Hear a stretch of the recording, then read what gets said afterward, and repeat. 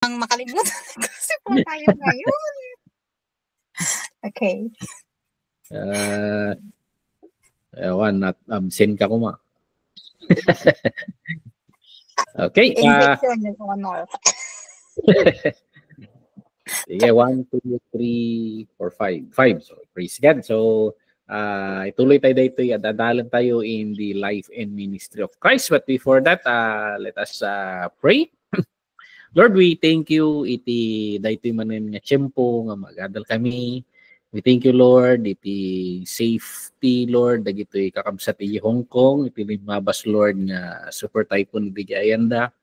And Lord, we thank you, Lord, na they are all well. Kaya dito kami na nagkaklase ulit, Lord. Bless mo ang bawat isa sa amin and bless mo rin yung mga hahabol and sa online recorded version sila sasabay sa amin.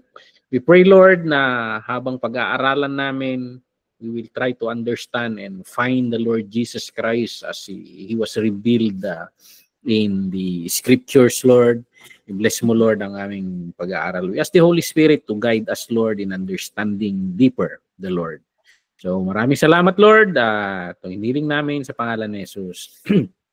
Amen. So, and i-ikuan ko lang tong notes natin. And good evening, Pastora Imelda. Good evening, Pastor, sa lahat. Good evening.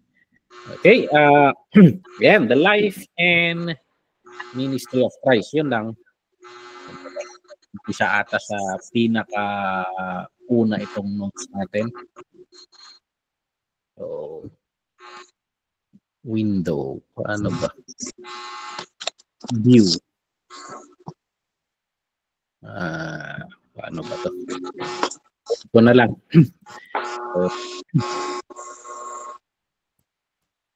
So, ito yung pinag-aralan natin last time, the foundation.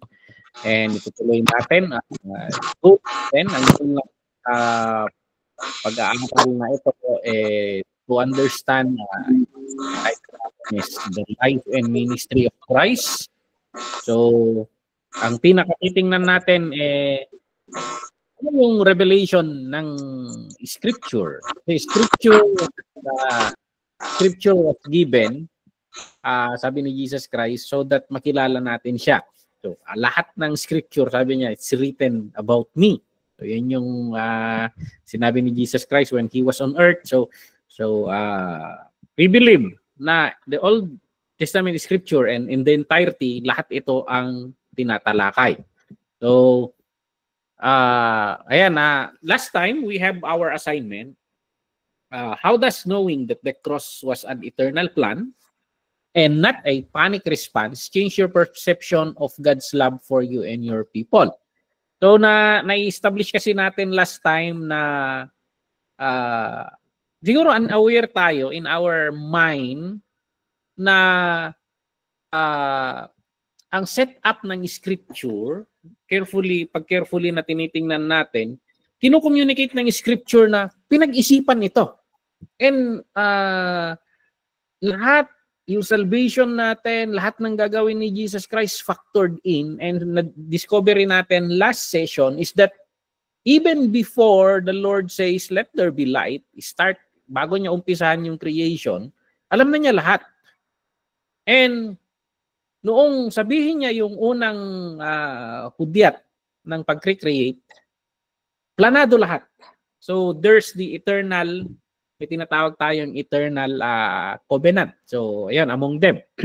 So nung pinag-aaralan natin ito yung reflection natin. Anong kaibahan ngayon ng pananaw natin na hindi ganon, kundi pinag-iisipan ng Panginoon ang bawat bagay. Hindi siya nagpa-panic response. Most likely siguro, tatatag yung pananaw natin regarding the Lord na He is in control of everything. He is in control of everything. And yung sabi nga sa Romans na kung ibinigay niya yung bugtong na anak niya para sa atin, how much more anong ipagkakait niya sa atin. Yun yung tinutukoy niya doon nung dinidiscuss ni Paul yung certain revelation regarding doon sa the love of God. So, ayan, I don't know kung ano yung mga reflections ninyo, but some of you gave their reflection. And itutuloy natin dito ngayon. Ang session 2 natin is about the proto-evangelion or the first gospel. Ang proclamation ng gospel, the good news, hindi noong birth ni Jesus Christ. Hindi doon sa pagkanta ng mga anghel na in excelsis Deo. So hindi doon nagsisimula ang gospel. The gospel started from the very beginning doon sa garden. When there was a bad news, the good news was given already. So kaya proto-evangelion, the first gospel. The first gospel. Ito yung pag-aaralan natin ngayon. So, ayan. Sa last session natin, nakita natin yung eternal counsel of God in the eternity past. Nakita natin na yung cross ay hindi plan B, kundi talagang nandun na. In the plan of God, somehow kahit anong ginagawa ng kaaway to destroy His plan, everything nakalatag lahat kung anong gagawin ng Panginoon. So kahit ngayon, may mga bagay na hindi tayo alam sa detalye ng plano niya, like the second coming. Alam natin darating siya pero hindi natin alam kailan. May mga pahiwatig lang sa atin na nakikita natin. Pero kaya ito yung pinag-aaralan natin, hindi plan B ang mga to. So from the very beginning, factored in lahat. Parang blueprint ng plano ng bahay, nandun na lahat ng specification. Alam na lahat ng designer kung ano yung mga challenges and may solutions na lahat, nakalatag na lahat doon sa plano, kung plano sana ng bahay. Okay, ngayon, uusad tayo ngayon mula doon sa, kasi napakaganda ng before ng creation ng mundo. Walang problema. Parang ang ganda lang lahat ng ang ganda ng sitwasyon, the serenity of eternity. Napakaganda. Kaso uusad tayo ngayon into ito magulo na crisis dito sa mundo. Itong the fall na tawag ng mga theologians, the fall, yung pagkakasala ng tao. So from the perfect creation to a creation shattered by rebellion. So, titingnan natin ito ngayon. And titingnan natin yung relationship ng Diyos, ng ating Panginoon at ng itong nasirang sangkatauhan. Ano nangyari doon? Pumasok ang shame, fear, death, pumasok sa mundo nating sangkatauhan. Pero titingnan natin dito, paano kaya nag-respond ng Panginoon? Dito sa fall na ito, itong malaking pagkakamali ng unang sangkatauhan, unang sina Adam at Eve. Paano kaya nag-respond ng Diyos? So titingnan natin ito at yung mga response niya, pag-aaralan natin 'yon, and maybe we can get a glimpse doon sa puso ng ating Panginoong Jesus kung paano siya kondon. So ito doon sa Genesis chapter 3, verse, actually ang pinaka-text natin dito is Genesis chapter 3, verse, pagbabasahin mo, 8 to 13. But dito ako magtututok sa 3:15. Ito yung muna yung sabi dito, I will put enmity between you and the woman, and between you, your seed, and her seed. He shall bruise your head, and you shall bruise his heel. So, actually, yung mga nag-aaral ng scriptures, mga theologians, sabi nila, ito raw yung first na proclamation ng gospel. Nakapaloob dito sa Genesis 3:15 yung good news.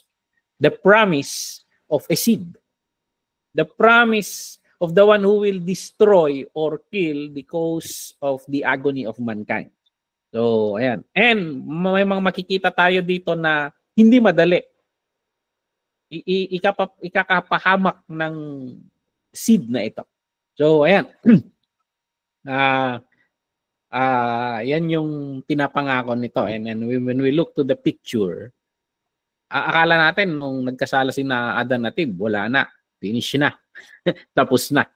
But actually, in those midst ng curses, yung mga pagsisisi, sumbatan na si Adan at Eve. Ito yung good news, yung gospel, parang itong halaman na ito na usbong.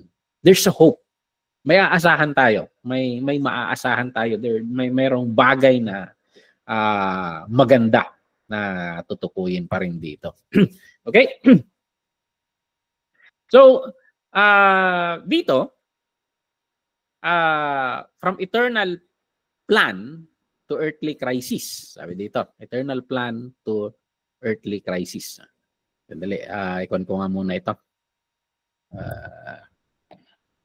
Exit ko lang muna. Ilipat ko sa presenter's view.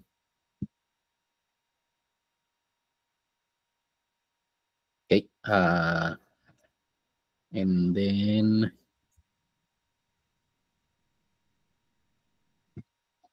presenter's view. And then paano ako pupunta ngayon?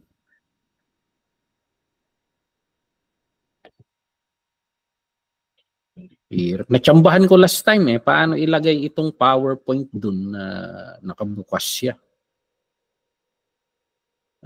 Ngayon hindi ko na makuha.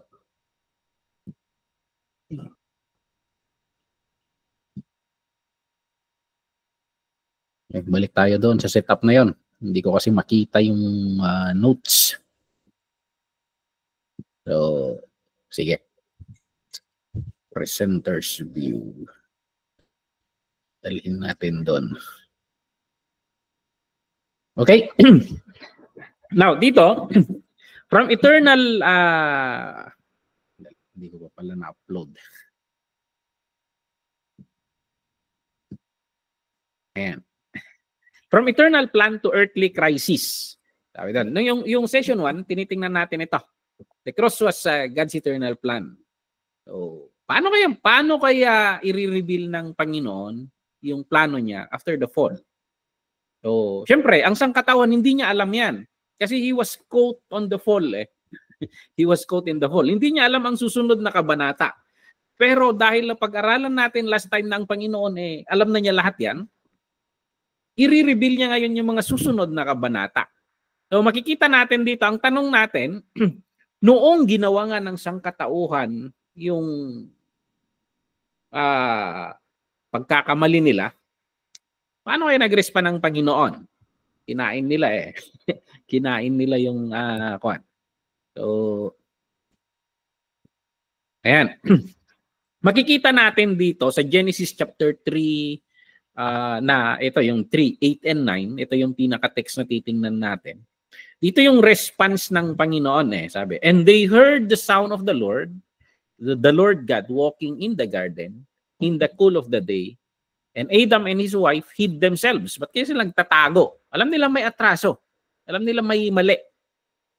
So, ang Panginoon naman, pumunta siya sa garden, and habang nagtatago ito, sabi sa verse 9, then the Lord God called Adam and said to him, where are you?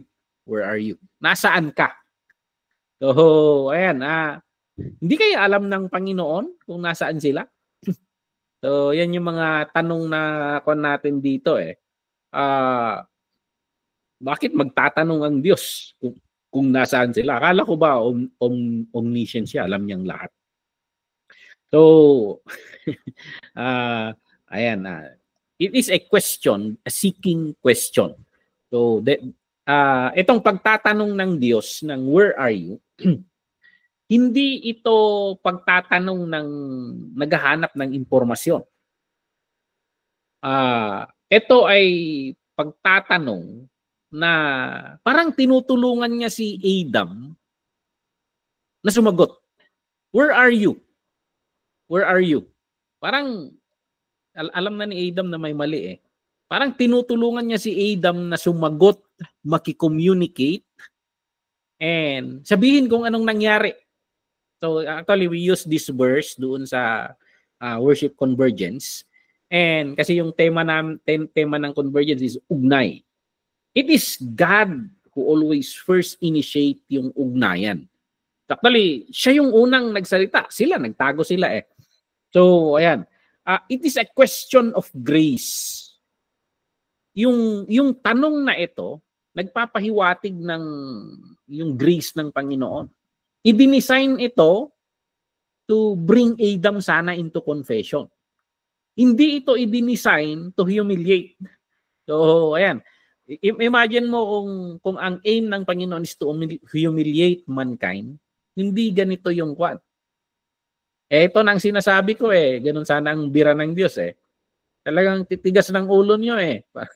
Alam mo yung kwan, pag nabad trip mo ang nanay mo, wala lang tigil yung kwan. So, makikita mo sa movies na kwan eh, that's how they portray mothers. So, I don't know kung kwan. But this is not intended to humiliate. This is intended to show grace. So, tingnan natin dito, it's the heart. Itong statement na ito, makikita natin yung same heart na ng Diyos na who will send His Son. Yung sabi sa Luke chapter 19 verse 10 to seek and save the lost. Where are you? Yung tanong na yan is seeking. And the idea is to seek, not just to seek, but to save. So, ayan, yun yung Luke 19:10, yun yung revelation niya. Na makikita natin dito yung character ni Christ na yung the seeking shepherd, the character na he is a shepherd who seeks for the lost. So, even in our sin, yung pagkakasala natin, he takes the first step. He comes to us. So, ayan, kaya siguro sa ating mga minister, that would be a good reflection sa atin na in the way we do ministry, we reflect on how the Lord Jesus Christ did ministry. Kasi in his life, in his ministry, ito eh, to seek the lost, yun yung kanya eh. Minsan, pag may mga pasaway sa church, minsan may mga church na nagre-rejoice pag umaalis yung mga pasaway, pero maybe that is not the attitude na gino-communicate ng Panginoon dito. So it should be the way we do ministry, should be a ministry built on the same posture sana.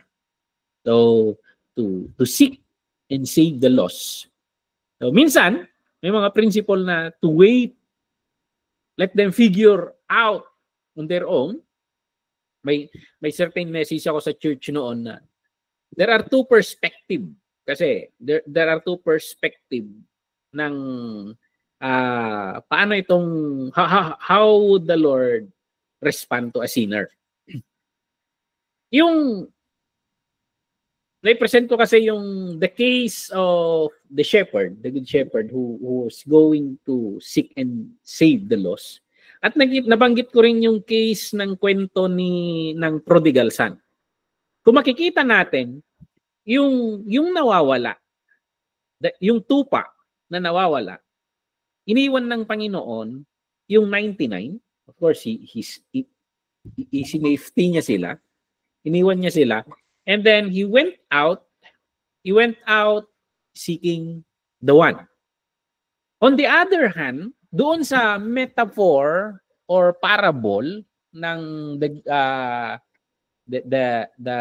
prodigal son, makikita mo doon na the father never went out. But daily, araw-araw, nandun siya nakaabang. Kasi noong nakita niyang parating yung prodigal son, he stood up and then ran and sinalubong niya yung anak niya. So in my message na i-describe ko yung the loss. Hindi niya alam bumalik eh. Pero the son knows the house. So kaya nag-conclude ako na mag-ingat tayo na the loss, the Lord will come. The Lord actually even went to the cross to seek and save us lost. Pero sa mga found, sa mga anak ng bahay, already adopted or already nandun na, you are a child of the house. And then you intentionally rebel, I think my perspective on the other hand, na hindi ka tutuntunin ng Panginoon but He will wait for you. I think marami tayong mababanggit dyan na imageries. May sumusuport ba sa perspective na yan? So, Cain wandered around. I don't know nasaan siya napunta. I don't know kung he went back to God. So, but he wandered around and complained later in life na sobrang bigat ng binigay mong parusa sa akin. So, parang ganon. May mga wandering. So kaya I take these two perspective. Kasi these are both truths. So evangelism, tinutuntun natin. Yung pangalawa, ang Panginoon naman nagko-convict lagi diyan. Papaalala niya yung bahay.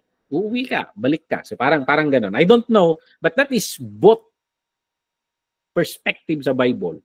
These do not fight each other. These are both truth na binibigay sa loob ng Biblia. And tingnan natin kung paano natin titimbangin. So, ayan, sa bahay minsan ang mumtibalay, gawid ka kung natin katagay ubing tayo. So, ayan. But the heart, ang emphasize ko naman sa isa, pag nag-decide kang umuwi, the heart of God na as portrayed by as pinakita ni Jesus Christ sa picture ng kanyang parable, yung ama, tumayo siya and then run to embrace the son. And sabi nga nila noon, hindi ginagawa ng mga masters yung ganon na action. So parang talagang shocking rin sa kanila yung pagportray ni Jesus ng kwentong yun. So I think the heart is still there. Pareho lang dito. Sina Adam kasi, they were lost. And this is the attempt of God to reach them. So, tingnan natin yon. The character of Christ, a seeking shepherd. So that's how He ministers. He sought us. Hinanap niya tayo, even to the point of the cross. Okay? Ayan, the picture, yan lang mahanap kong picture sa online. That is a picture of a shepherd na gabi na, pero naghahalughog siya looking for the lost. Looking for the lost. So, Adam, tinawag ng Panginoon. So the question, where are you, is not from an ignorant detective, sabi dito, but a grieving father. Okay? So, ayan. It is the heart of a seeking shepherd. So, isang highlight natin ito na makikita natin dito sa life and ministry of Christ. Isang metaphor na ginamit ng Diyos para ipakilala or i-unveil kung sino ang Panginoon is the picture of a seeking shepherd. Okay? So, ayan. Usad tayo. Now, doon sa Genesis chapter 3 verse 15, medyo blurred yung nahanap kong picture dito. Ito yung pronouncement ng Panginoon. Ito yung pagsasabi ng unang magandang balita. So, pagkatapos ng mga consequences, okay, nag-usap na sila. Asaan ka, Adan? Yung sumbat naman ni Adan ito kasi wala, sisihan na. So, after the consequences, may mga consequences pag nagkakamali tayo. May consequence on the serpent, on the woman, and the man. So, ayan. But in spite of those consequences, ito yung bungad ng Panginoon. The gospel, the first gospel. I will put enmity between you and the woman. So, makikita natin yung justice of God dito. May atraso yung ahas. At may sumpa na rin. But alam na ng Panginoon yung influence kung ahas sana yung the venom, nandun na Hindi forever na parang kung virus sana, we are infected. Yung sin tumatakbo na sa ating sistema. So, ayan. Pero sinabi ng Panginoon, I will put enmity between you and the woman. between your offspring and her offspring, he shall bruise your head and shall bruise his heel. Now, kung mapapansin nyo rito, itong verse na ito, iikot na dito yung buong kwento ng Bible. Ito na yung tinatalakay ng may line na tinutukoy. Magsisimula kina Adan at Eva, there is a seed. May mga scholar nga na nagsasabi na pwede raw na si Eva, he thought of na si Cain daw yung seed. So, ayan. Kasi first time niyang manganak. Maybe this is the one. Parang ganun. Parang yung Old Testament na after ng verse na ito, hinahanap na kung sino yung seed na yan. Take note, it's a singular seed. It's a singular seed. So, ayan. May dalawang tinutukoy dito. From pag-usad na may conflict na itong dalawang line na ito. So, ano kayang kino-communicate nito? Ayan.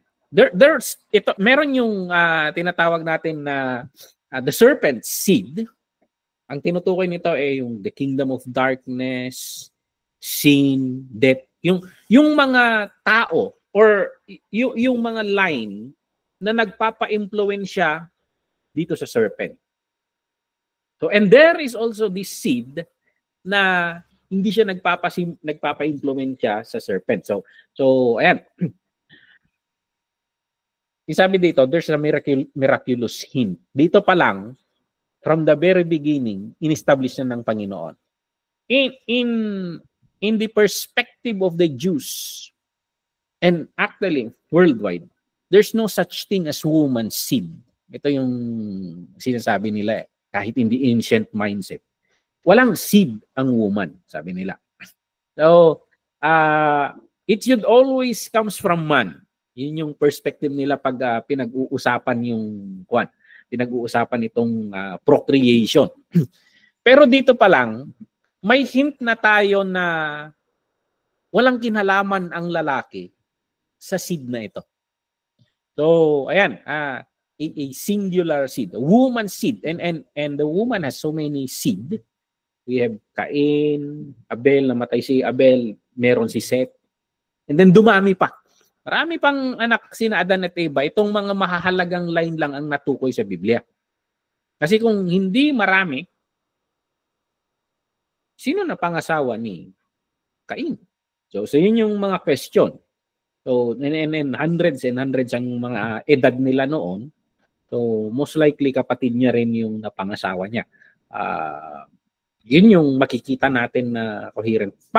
Yung sabi ko, dahil hindi sila mahalaga sa kino-communicate ng Panginoon na kwento, may tinutukoy na kwento kasi sa Bible, hindi na binanggit yung many other children of Adam and Eve. So, ayan.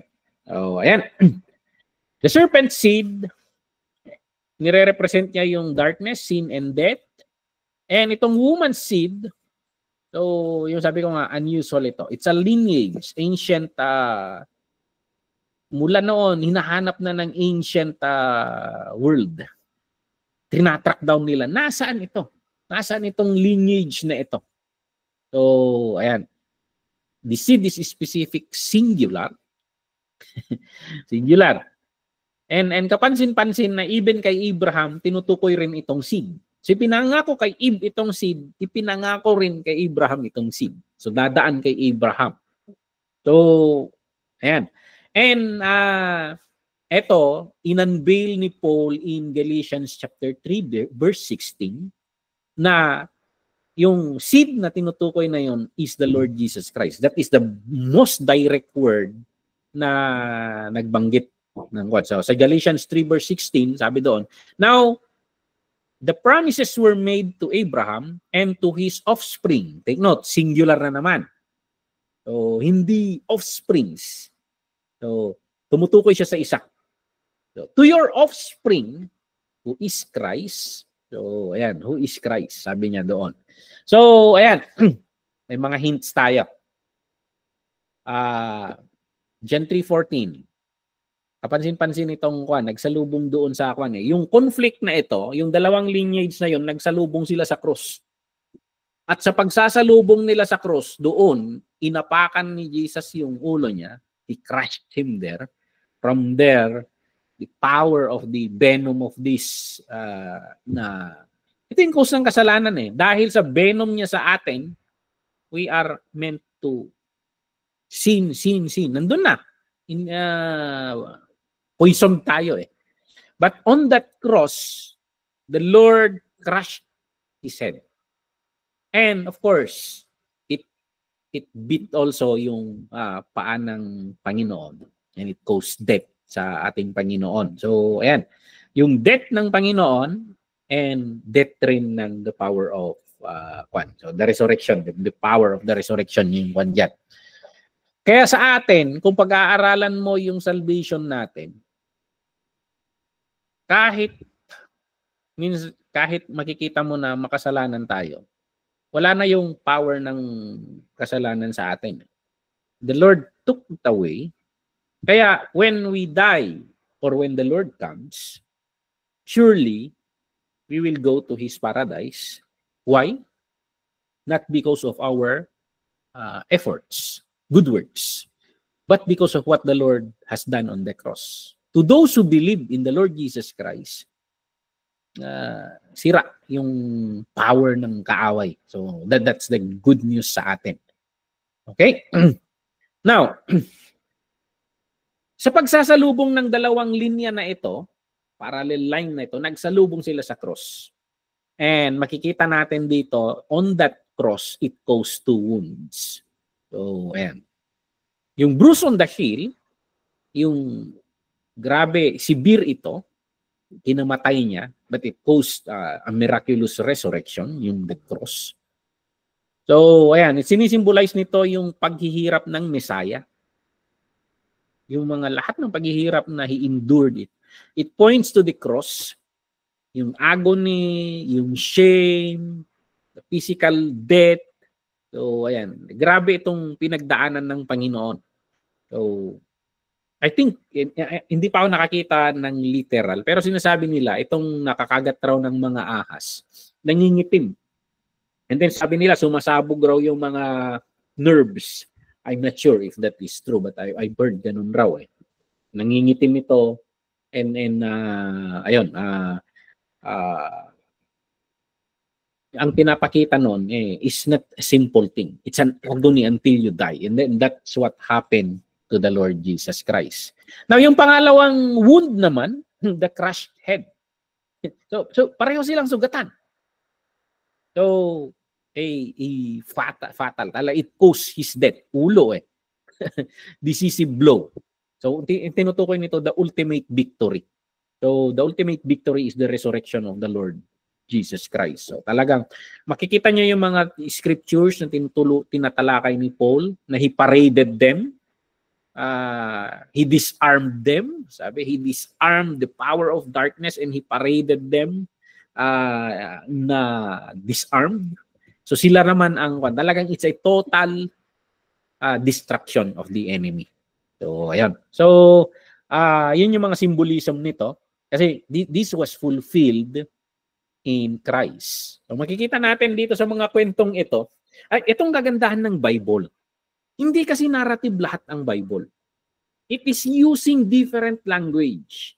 Gumagamit siya ng mga symbolism, gumagamit siya ng poetry, na pag makabisado mo itong mga symbols na ito, maiintindihan mo na may kwentong tinutukoy sa likod ng mga kwento pa. So bawat simbolo nakaugnay doon. And that's how the apostles interpret the scriptures during that time. So, ayan. The symbolism, kailangan, pag nakakabisado mo ito, mga symbolism na ito, mas ma-appreciate mo na may kino-communicate ang Panginoon. So, napakakulay ng pag-communicate ng Panginoon, ng kaniyang message, yung kwento. So, na-fulfill ito kay Christ, the torture, the mocking, crucifixion. Akala ni Satanas, panalo niya eh. Akala niya, panalo niya. So, nakagat niya na eh. Nakagat niya. So, akala niya, panalo na siya. Namatay si Jesus Christ on the cross eh. Magre-resurrect pala. Nag-resurrect nun and then he crushed the head of the snake. So, ayun. It is his ultimate defeat. Okay? So, ayan. Yung victory ng Panginoon, makikita natin dito yung crushed head. So, ayan. Ano pa? Colossians 2:15. Ito yung sinasabi kong he disarmed them, the authorities, triumphing over them, sabi ni Paul. So, ayan. Kaya si Paul, gusto kong maintindihan yun. Sabi, I want to know Christ and the power of His resurrection. Bakit yun yung pinaka-focus ni Paul? Kasi pag naintindihan mo yung resurrection ng Panginoon, maiintindihan mo yung effects ng ginawa ng Panginoon sa buhay natin. So maraming Kristiyano ang they know the Lord Jesus Christ died, but they don't know what does it mean. Yung resurrection niya lalo, anong effect niya sa atin? And na maraming Kristiyano ang talunan, nilalaro ng kaaway. Kasi the enemy can only work on our ignorance. Pag malalim ang kaalaman natin sa Scripture, naiintindihan natin yun yung nagiging description ni Jesus Christ sa atin, the church, the gates of hell shall not prevail. Kaso, maraming Kristiyano na hindi naiintindihan yung ginawa ni Kristo. So, nilalaro ng kaaway. So, pag alam mo yung kapangyarihan ng resurrection ng Panginoon, and nandun yung pinaka-interest ni Paul, I want to know Christ and the power of His resurrection. And ito mga discoveries ni Paul. Jesus disarmed the powers and authorities, triumphing over them by the cross. So, yun yung one. Okay? So, yung pangalawang character na makikita natin dito regarding the Lord, yung kanina, nakita natin na He is a seeking shepherd. He is a seeking shepherd. In His ministry, He shepherd us. Parang gano'n. Ito naman, He is a victorious sufferer. Victorious sufferer. So, victorious siya, but He suffers for it. Hindi madali. Hindi niya in-avoid yun eh. Yun yung may nag-submit kanina ng requirement niya and binasa ko yung requirement and then I communicated. May bagay na hindi ko maintindihan. Sabi. Sa ating Panginoon, why would He need to enter our realm? Nasa outside siya ng realm natin eh. Nagkagulo sa realm natin. Why do you need to come? And hindi siya pumunta dito as a glorious Lord. Pumunta siya rito as a vulnerable baby, vulnerable man. Why would you come and suffer all these things? So of course, yung sabi ko, si John, sinabi ni John na, bakit niya ginawa yon? Ang sagot ni John, for God so loved the world. Kaya sabi ko naman sa kanina, ito yung another question ko eh. Why? Why do you love this world? So yun yung question rin ni David. What is man that you are mindful of him? It is a question na, how can you answer that? What is man that you are mindful of him? Why would you give so much sacrifices for this? So, well, nagmamahal. Hindi ko alam. Hindi natin masagot yan eh. Hindi natin masagot. Kasi even si Paul, nabanggit ni Paul na, while we are yet sinners, walang kaibig-ibig sa atin. We are sinners. Ang sinners ay kaaway ng Panginoon. Kasalungat ng holiness yan. But why would you do anything for us sinners? So parang ganun. It's a question na pag you try to analyze it you just stand in amazement of this, stand in awe of this God. Ganun, yung sabi ko nga, ganun siguro. Kaya sinabi na lang, God is love. Hindi mo may paliwanag yan. Hindi mo may paliwanag. So, napakalalim ng pagmamahal niya. And this is very core character. So, yan. Sige, usan tayo. Now, The provision. So, sa Genesis chapter 3 verse 21, so hindi lang siya nagbigay ng the good news. So hindi lang siya nagbigay ng good news. Hindi lang niya ibinigay yung promise. May binigay pa siya ito, the first atonement. In the garden, may co-communicate na tong mga to. Akala natin ang mga atonement, maririnig lang natin ang atonement doon sa wilderness. Doon lang ba makikita? But actually, in the Garden of Eden, take note, ang Genesis, Exodus, Leviticus, Numbers, Deuteronomy, these books were written with the intention to disciple the people in the wilderness. So itong Genesis, itong binabasa natin, this is intended to communicate the gospel to them. So we are not the direct recipients of this. This is designed by the Lord and Moses, nga kasangkapan niya, para ipakilala ang Panginoon. So this is the evangelism tool of the Lord sa kanila. Ipakilala yung kwan, and he is using these symbols. Bakit mo tinatalakay ang atonement sa garden? Hindi, kino-communicate na ng Panginoon through these stories na yung ginagawa nilang atonement, yung binigay ng Panginoon na laws, may religious laws sila, may civil laws, and may moral laws. Now, yung religious laws nila, ito, mga atonement, yung mga ginagawa nila sa religion nila, yung mga alay nila, these are all sermon illustrations. This will give meanings sa mga ginagawa nila. So, Genesis 3:21, natalakay na dito yung first atonement. So, Genesis 3:21, and also for Adam and his wife, the Lord God made tunics of skin and clothed them. Okay, alam natin yung kwento na sina Adam at Eve, bigla silang nahiya. Parang pakiramdam nila, nahubaran sila. So, I don't know, literally or wala namang pananamit noon eh. Parang, nakakita ba kayo ng hayop na nakadamit? Of course, sa mga aso, sa mga mula. So parang, we are designed na ganito eh. We are designed na, yung kutis natin nag-a-adapt sa environment yan. So parang ganun, and sabi nila, actually, ang robe nila Adam and Eve is the glory of God. Kaya nga may mga sinasabi ng mga theologian na pag tiningnan mo raw si Adam, ang makikita mo ang Diyos. yung image ng Panginoon. So, pag siya yung visible image eh. So pag nakikita ng ibang creation si Adam dito sa mundo natin, mga hayop, na-amaze sila because this Adam is so glorious. So, he has the Spirit of God. Binuga sa kanya.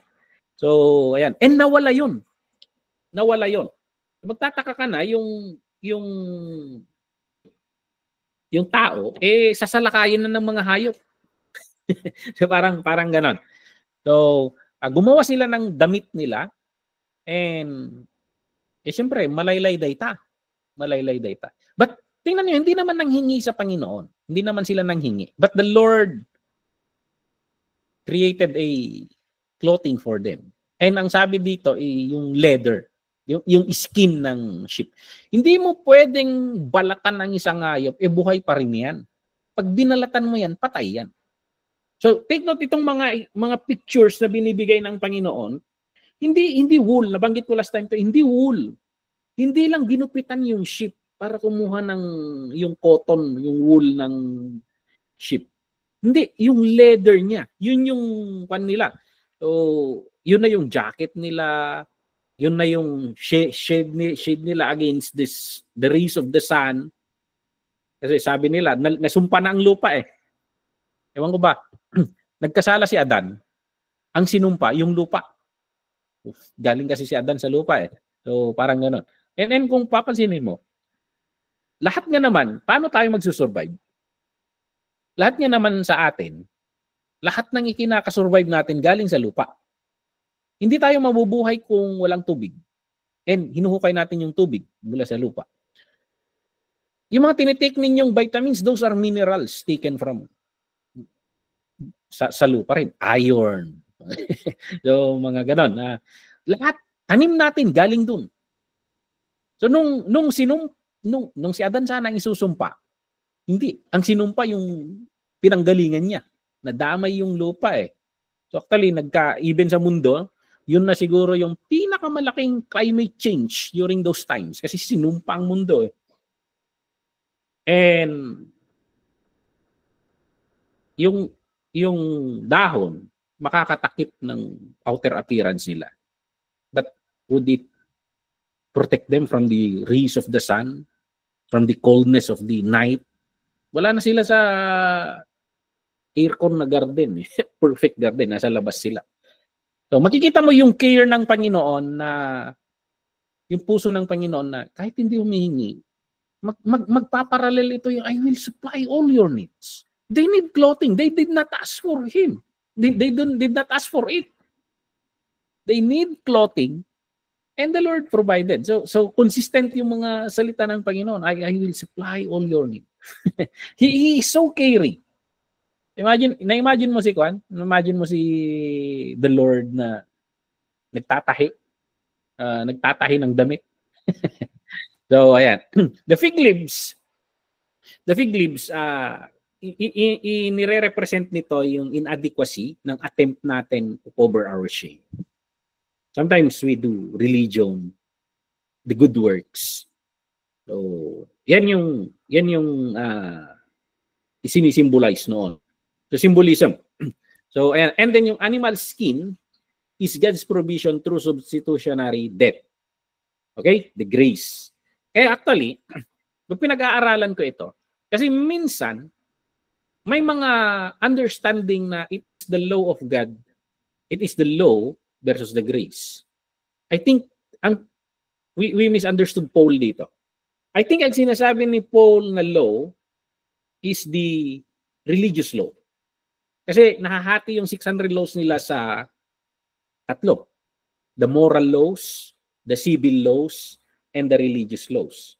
Kasi itong mga Hudyo,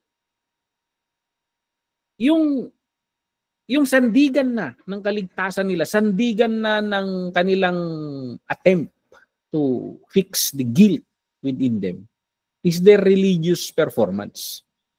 Kaya ang binabanatan, I think ang binabanatan ni Paul is their religiosity. Nakala nila sapat na yon. So hindi yung, I think hindi yung moral laws ang binabanatan ni Paul dito. It is the religious laws or the works, yung paggawa nila ng mabuti, yung pag-iikapo nila. Napansin niyo yung mga Pharisees during the time of Jesus Christ? During the time of Jesus Christ, pinagmamayabang nila yung pagtatights nila. Pinagyayabang nila yung daily or how many times a day na pupunta sila sa temple. Kasi sinasabi ng laws nila yun eh. Pinagyayabang nila yung pag-aayuno nila. Pinagyayabang nila lahat yun. So, yun yung they glory on these fig leaves. So, ayan. Parang napaka hairline na diferensya. Itinuturo ng Panginoon na gagawin nila yung mga religious rituals nila. Kasi kailangan yun eh. In the book of Leviticus, kailangan yun. Pero, the goal of God is to communicate the meaning of that. Yung gagawin ng Panginoon later. Na hindi yung mismong ginagawa nila. And naligaw sila eh. Instead na yung symbol ng ginagawa nila yung maintindihan sana nila, hindi. Ginagawa nila na wala silang understanding kung ano yung ginagawa nila. Yung rituals na ginagawa nila, it is meant to communicate or to reveal the promised Lord and what He will do in the future. That's a problem. So, ang sinasabi niya, hindi yan. Dahon yan. So si Moses sana, dahon yan, matutuyo yan, nasa wilderness tayo. So, mawawala yan. Mamaya, guilty ka na naman. But the grace of God, ito yung sheep. Oh, siguro illustration ni Moses yan. Sa garden, ng balat ng Panginoon ng kwan, ito, you can wear it all your life. Napansin niyo ba sa scripture yung kwan? Sinasabi na yung mga lumabas sa Egypt, 40 years sila sa wilderness, parang sumunod yung damit nila. Parang, ano yun, hindi sila nagbibihis. I don't know. Maybe the Lord is giving them clothes. I don't know. Of course, may mga alaga siguro sila. But the communication, may pinapahiwatig kasi doon na maybe it's a one rin dito na link dito. So the animal skins, maybe ito, ginagamit ni Moses and Aaron or the priesthood pag ina-explain nila kung anong ginagawa nila sa pang-araw-araw. But the problem we embrace the religiosity. Okay? So I think ito yung point ni Paul. The grace of God, the sheep's clothing. Yun yung i-embrace natin. It's not the lips. The religious laws. Kasi yun yung mga Hudyo Gusto nila magpatuli ka kasi that is a requirement of the law. Gusto nila gawin mo ito, mag-ayuno ka. Gawin mo lahat ito. So, it's the religiosity na ina-attack ni Paul kasi Yun yung one. Okay, usad tayo. Tatagalan tayo dito. Ang gandang i-breakdown. The symbolism, tingnan natin yung symbolism. Itong gospel, sa isang gawain ito, isang ginawa na dito, makikita mo yung sheep na wala namang kasalanan. Anong kinalaman ng sheep sa pagkain nila Adan at Eva doon sa prutas na pinagbabawal? Kayo na inosente rito. Bakit inakyat ko ba yung punong yan para kainin yung bunga niya? Ang kinakain ko, damo. So parang ganun sana. Innocent siya. Yet, siya yung kinuha ng Panginoon, binalatan para maging damit nila to cover their guilt. So, ayan. This points to Christ, the Lamb of God. Sabi, the Lamb of God who takes away the sins of the world. It covers. Kaya nga, pag pinag-uusapan natin, kahit makasalanan ka, pag naintindihan mo yung ginawa ng Panginoon sa krus, nawawala yung hiya mo sa kasalanan. Actually, ang mga Kristiyano nga na nakaintindi sa kamatayan ng Panginoon sa krus, what the Lord did on the cross, minsan tinetestimony natin yung kasablayan natin Hindi natin ikinakahiya. Hindi natin kinakahiya. Because the Lord took them away. So, ayan. So, God the tailor. So, ayan. Ang daming profession ng Diyos. Si Jesus Christ, a carpenter. Ang ama niya, God the Father, tailor. Ayan, tinahi niya yung balat ng anak niya. So, parang ganun. Salvation is His work from start to finish. So we are clothed with the righteousness of Christ. So, ayan. Makikita natin yan. Yung symbolism. The innocent substitute. Prefigure niya yung the innocence is the spotless Lamb of God. He has no sin. Kaya nga, bakit si Jesus Christ, mapapansin ninyo noong nandito siya sa lupa, kahit yung pagpapabaptize kay John the Baptist, ayaw nga ni John the Baptist ay baptize. Ako nga sana i-baptize mo sabi ni John the Baptist. Pero sabi ni Jesus, hindi, kailangan to fulfill the law. Kasi He needs to perfect the law. Even in the eye of the law, kahit yung religious law nila, spotless si Jesus Christ. So, sinusunod niya lahat yon. So, ayan. So, yung covering, God provides covering. Our righteousness is not our own. It is imputed to us. We are clothed in Christ's righteousness. Ito yung sinasabi ni Isaiah doon sa Isaiah 61 verse 10. And ito, God the tailor, salvation. Salvation is God's word. Siya yung tumahi niyan. Siya yung may idea niyan. It is the work of God. Start to finish. He judges. So, he judged Adam. He judged us. Guilty. Hands down. Wala tayong karason-rason. We are guilty. So, the judgment is, wages of sin is death. Yet, mamamatay na sana tayo. He provide the sacrifice who will die on our place. And then, He clothed us with glory. Okay? You are paid. Your sin is paid. Someone died for you. Now, hindi mo na kailangang mahiya sa bagay na yan because it is paid, na ikaro daytan. Sa mundo kasi, pag lumabas ka sa kulungan, ang tawag sa'yo, ex-con. Pero sa Panginoon, hindi ka tatawaging ex-con. As if you never sinned because of what the Lord did on the cross.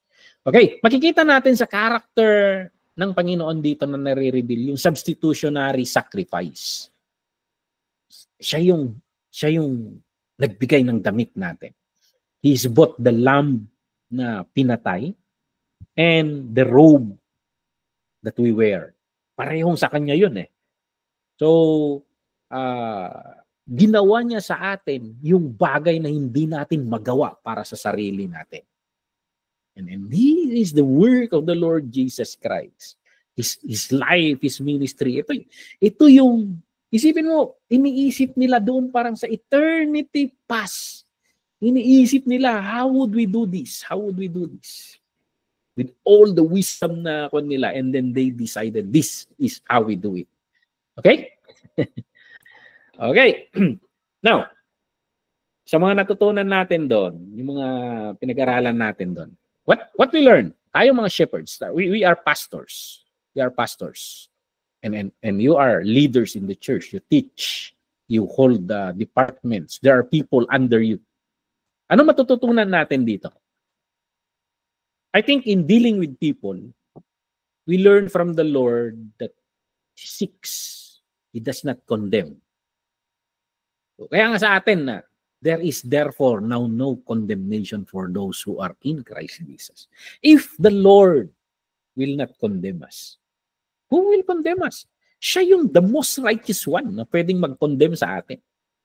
So what we learn from Him in His life and His ministry, we lead with yung goal natin is to restore. Yeah, makikita, ang dami sa Bible ang itong ministry of Jesus in the restoration ministry of Jesus.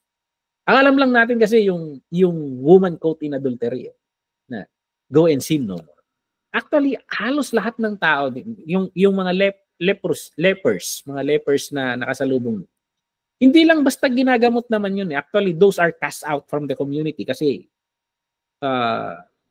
nakakahawa yung sakit nila. But the Lord restores them there. He restores them to yung dating community nila. Akala natin sickness lang yung ginagamot niya, but He restores you to your dating status. So yun yung mga nakikita natin, the physical manifestation. But the principle behind is always restoration. He restores us to health. He restores us. Yung babae, if the Lord did not condemn me, a holy man, sino kayong Pharisee to condemn? Parang ganun sana. So, sina Peter, if the Lord did not condemn, forgive me, He reinstated me. So, tumapang itong mga apostles niya, mga disciples niya. So, let us lead with the goal of restoration. So, ang mga tanong natin, bakit mo ginawa yan? Grabe naman, ang tindi mo naman. Hindi mga ganon. But we ask questions. So, questions that aim to restore. So, alam mo ba nga na the Lord, He loves us so much that He forgives. Dito magagamit mo yung mga doctrine natin sa eternal security. Yung doctrine, alam mo ba ang Panginoon yung ginawa na sa cross kasama na lahat ng kasalanang hindi pa natin nagawa, that is enough to pay for all of it. You can just go to the Lord. Confess your sins. He is faithful and just to forgive you. So, yung mga how to restore. Yun yung isang makikita natin sa Panginoon dito in His life and ministry. Preach the whole gospel. Now, yung gospel na pinag-aralan natin, hindi lang victory, hindi lang yung effect ng gospel. When we preach the gospel, tell the problem. May problema. May problema. Ang problema nila, Adan, kinain nila yung bawal. Kinain nila yun. Yun yung problema nila. And what did the Lord do? The Lord went there. Where are you? Parang nagmukha ang Panginoon na hindi omniscient. So parang gano'n. There is a cause. There is a cause. Sa mga pinag-aralan natin, the sheep provided their clothing, but it cost him his life. The chosen one, the seed of the woman, was able to crush the head of the serpent, but itong heel niya was beaten. So there is a cause. There is a cause. And there is a victory. There is a good result. So we preach all of that. Yung gospel. Ito yung problem. Itong problem ngayon ng the church. We do not present the whole gospel. Pag pinipresent natin ng yung magaganda lagi. Yung magaganda na pinatawad ka ng Panginoon. Ang ganda. Ang gandang i-discuss ng grace of God. But the gospel is not just the grace of God. That grace cost him his life. Cost him his life. And ayan, yun yung titingnan natin dito. Itong the first gospel, yung proto-evangelium, na display doon yung kahit itong mga ginagawa ng mga pare doon sa mga pag-aalay nila. Pinapatay yung tupa. Pinapadugo yan. Kinukuha yung dugo, dinadala sa loob, pinupunas doon. Madugo. Ibig sabihin, it's messy. Hindi madali. Hindi madali. Isipin mo yung we present a realistic gospel. Realistic gospel. So ayan, hindi madali. Hindi madali yung so yung ina-acknowledge yung reality ng victory, yung buhay natin doon, but the reality also of the cost. So ayan, ang application natin dito, let us avoid yung tinatawag ni Dietrich Bonhoeffer na cheap grace. Avoid the cheap grace gospel. Cheap grace gospel na it ignores the cost of discipleship. Teach them to obey everything I have commanded you. Yung going to all the world and preach the gospel. Make disciples. Yun yung ginagawa ng church. We preach the gospel. But the church hindi masyado nagtutuon doon sa make disciples. Hindi masyadong nagtutuon doon sa people who will lay down their life for their Lord because you did this for me, so I'll offer my life as a living sacrifice. So parang yan yung kanya. So of course, we balance it. Hindi natin i-present yung cheap grace. Hindi rin natin i-present yung gloomy gospel. Ano yung gloomy gospel na sinasabi ng mga kwan? Yung gloomy gospel puro negative naman. Natatakot na silang tanggapin ang gospel dahil there is a price to pay. So, ayan. Kaya minsan, kunakman no ti buhay Kristiyano ay masayang tunay, apet adamot din dagito. There are trials and tribulations. So, yung dinidiscuss nila Paul na itong pinagdadaanan natin is not worthy compared to the coming glory, sabi ni Paul. So we preach the gospel that is honest about sin. So, tingnan mo yan, kapatid. Yang tinanggap mong kaligtasan, it costs someone's life. So, isipin mo yung binigyan ka ng anong specialty yan sa Hong Kong. Something na mahal na specialty na sasabihin na natin, someone bought that one. Someone bought that one for you. And then dahil libre, inaaksaya mo. So, for example, you've given me isang maletang kape. And because it's free, pinang-aabono ko lang sa halaman or tinitimpla ko kalahati lang tapos tinatapon ko na yung kalahati. That is pagod, puyat, pagmamahal. Yung katumbas ng kape na yun. So parang ganun in the gospel. In the gospel, we let people see that also. Hindi natin antay nga laglagan ng tibasol because it costs someone's life. So yeah, we preach the gospel that is honest about sin, suffering, the bruised heel, and then the triumphant, yung victorious na pag-resurrect niya. So yeah. So yan. Ano pa? Okay, nako. It's already time. Point to God's provision. So seek, don't condemn, preach the whole gospel. Point to God's provision, not self-effort. Ito yung pinapahiwatig ng dahon saka yung kanina na in-emphasizan ko. Preach Christ's works, not our works. So yan yung minsan naisip ko, sa church, pinag-uusapan natin yung mga, anong gagawin natin? How can I be good? Preach Christ's works. Actually, pag naiintindihan ng tao yung ginagawa ng Panginoon and we abide in Him, natural na lalabas yung works niya sa atin. Magiging mabait ka rin. Good works is not something that we orient ourselves to do. Just abide in the Lord. Keep on meditating on Him. Keep on being connected with Him. Mahahawa ka sa karakter niya. Yung fruits, we analyze sa discipleship class. Wala, dadaloy lang naman yung nutrients from the vine sa branches. And ano yung fruits? Ayan, yung lalabas yung dumadaloy doon namubuo ng mga bunga.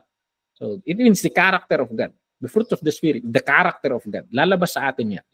So, we point to God's provision. Yung ginawa ng Panginoon, hindi yung mga ginagawa natin. Maliligtas ako dahil ganito, worship team leader ako. So yun. I-bless ako ng Panginoon dahil ang bait-bait ko. So hindi ganun. The things that we always point to God's provision. Okay? So ano pa? Alam niyo isang napakalaking industry dito sa mundo ngayon, yung self-help books, how to improve ourselves. Napakatinding industry niyan. Nagbabasa tayo, paano ko ma-improve yung sarili ko? Effort. Actually, you just study the life of the Lord Jesus Christ. Study His life, His commandments, and do it. Teach them to obey everything I have commanded. Apply it in your life. That is the best self-help book. Actually, it's not self-help book. It's a God help. So, pag sinusunod mo yung tinuturo ng Panginoon, sinasabi niya, yung illustration niya is, you are building your house upon the rock. Na kahit dumating yung mga alon, super typhoon sa Hong Kong, hindi siya naaalog. Yung bahay na yun, sinisimbolize niya ikaw. Hindi ka naapektuhan ng stable lagi yung buhay mo, anumang dagok ng buhay na dumarating. Dahil ang susi nun, pagsunod sa sinasabi niya.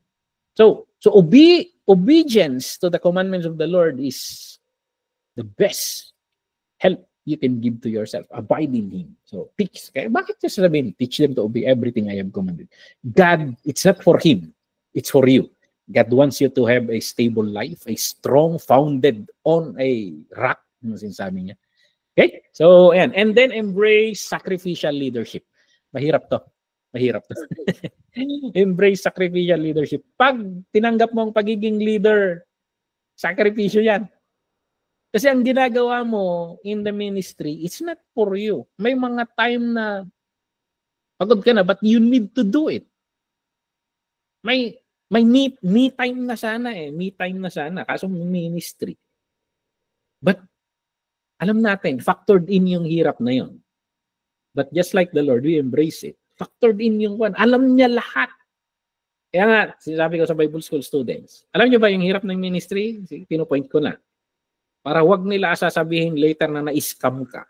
Nandaming yung sinabi na pag naging ministro ka, yayaman ka, ganito, ganun, ganun. There are trials and tribulation. But we embrace that. Hindi naman puro hirap because the Lord knows how to reward.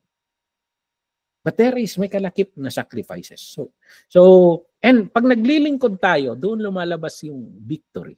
So sa the Lord Jesus Christ, paano siya nakarating sa trono? He came to the lowest, yet from the lowest, he rose up to the highest. Ano nangyari yon? He served. So he attained. Kaya nga yung pag-upo niya sa kanan ng Ama, hindi entitlement yon. Hindi entitlement. Actually, he attained yun. Umupo siya sa kanan ng Ama as a human. So, yung God na siya, nandun nakaupo. But yung human na siya was worthy to sit there. So the human factor of God was elevated and was brought there. Yung nakaupong Jesus doon is a human, dual person. So human and God. So victory comes through service. And pag sinusundan natin yung pathway niya, makakarating rin tayo doon. Pag susundan mo yung dinaanan niya, makakarating tayo sa narating niya. Kaya nga sinasabi ni Paul, carry your cross. Bahagi yan. But mahirap. Pero sabi ng Panginoon, don't worry, I conquered the world. Maliliit na lang yung sa atin. Ang hinihingi ng Panginoon, ang hinihingi sa Kanya, die for us. Ang hinihingi ng Panginoon, live for Him. Live for Him. Mabuhay para sa Kanya. So we embrace sacrificial leadership. Hindi madali. Mga veterano kayong ministro. Hindi madali. But gawin natin alang-alang sa Panginoon. We embrace it. We do it anyway. Parang ang Panginoong Hesus, the Word became flesh and dwelt among us. Alam niya lahat ng hirap, but still did it anyway. Okay? So, the gospel in seed form. Ito. The person of the Lord Jesus Christ is the seed. Musbong. Proto-evangelism, yung proto-gospel. Binanggit lang as seed. Binanggit. The seed of the woman. Now, the work of Christ, krinas niya yung yung victory inattain niya, yung work of Christ. Hindi lang, siya na yung butil, siya pa yung trumabaho, yung work of the Lord. And then, yung grace of Christ, it provided righteousness. Kita natin yung ipinakilala siya sa garden as the seed. Pinakilala sa garden yung work niya to crush the head of the serpent. And then ipinakilala sa garden yung grace niya. Mabalatan para mabigyan tayo ng righteousness. Okay? So that is the work of the Lord. So ang calling natin, tayong mga ministro, ang calling natin diligan yun. Diligan yun. So, kaya sa akin, every Communion Sunday, I keep coming back to these messages. I keep coming back to the cross. Every Communion Sunday. Diligan ko na naman yun. Baka nakalimutan na naman nila. Kasi their victory in life comes from the very cross. So, ayan. Keep on dinidilig-diligan natin yan. Dinidilig-diligan natin. Our calling is to water this seed for our people. They will focus on the Lord. They will remember and embrace, pahalagahan yung hirap niya, sacrifices niya, and we embrace yung righteousness niya. So ayan. Now, dito sa pinag-aralan natin, the heart of God was revealed. So makikita natin na He did not abandon humanity. Nakita na niya Nakita na nila. Babagsak ito. Ano, gagawin pa ba natin? Huwag na natin ituloy. Hindi. Gawin na natin. So God did not abandon humanity. So in spite of those. So He promised a Redeemer. He revealed a suffering victor. And He provided a covering. So, yan, yung nakita natin. And reflection, another assignment, Another assignment na pagre-reflectan natin. Sa tatlong nabanggit natin na pinaka parang dito natin ipapasok yung who is the Lord Jesus Christ. Like a seeking shepherd, a victorious sufferer, providing sacrifice. Which aspect of God's character revealed in Genesis 3, itong tatlong ito, is the most impactful para sa buhay mo or ministry mo ngayon? At bakit? Okay? Mamili kayo sa tatlong yon. And then, ano ang may pinakamatinding impact sa'yo personally and in your ministry? And gano'n na naman. You can send it on my, kung ayaw ninyong ipakopya yung works ninyo sa mga kasama ninyo, you can send it personally sa akin, yung mga assignment ninyo. And magre-reflect tayo and integrate that ulit sa mga susunod na lesson natin. Okay, that is our lesson. May question kayo? May mga tanong? I hope masagot natin bago tayo mag-close. May something ba na it created a question mark sa isip ninyo? So, or you just keep it this and you just answer it. Wala? Okay? So, Ito na sumaruno, Pastor. Okay, it's already almost midnight. Sige, ito na susunod. Anyway, Ada question ko ngayon ito na sumaruno, Pastor. Sige, Pastora. Okay. You take note of your questions and then we can start with those questions next time bago tayo mag-simula ulit. Sige, Pastor. Okay. Thank you. Let's, nilingong yumuko tayo at manalangin. Lord, we thank you for your goodness sa amin. Maraming salamat, Lord, na you did not abandon us. Maraming salamat, Lord, that you gave us a hope in the future. You planted a seed, Lord, na aasahan namin someday you will fix everything. We thank you, Lord, na you suffered for us. Hindi madali yung dinaanan mo, Lord, but just to save us, to fix everything na kasalanan naman namin. Maraming salamat, Lord, hindi mo kami napagpapun. And Lord, we bless each and every sa amin, mga kasama ng mga ministro, Lord, in their ministry, their sufferings also, Lord, at tinataasan, struggles, Lord, na in this reflection sa buhay ng Panginoon Jesus. Maunawaan nawa namin, Lord, na nakikibahagi lang kami ng kaunti ang nawa ang binubuhat ng amin. This bless each and everyone sa amin, kahit nag-aaral sa recorded version, be with them. Hiniling namin sa pangalan ni Jesus. Amen. Amen, amen. Uy, mga kasama sa Hong Kong. Uy, umalis na ba si Ragasa? Opo, wala nang storm signal dito. Wala na po, Pastora. Ay, very good. Very good. Oh, it's good to hear na Sige. all is safe. Okay, good night nga, Good Rod. night. God bless. Good night. Thank you, Pastor. God bless Good po. night. Thank Good you. night. God Thank you po. bless. God bless. Thank you.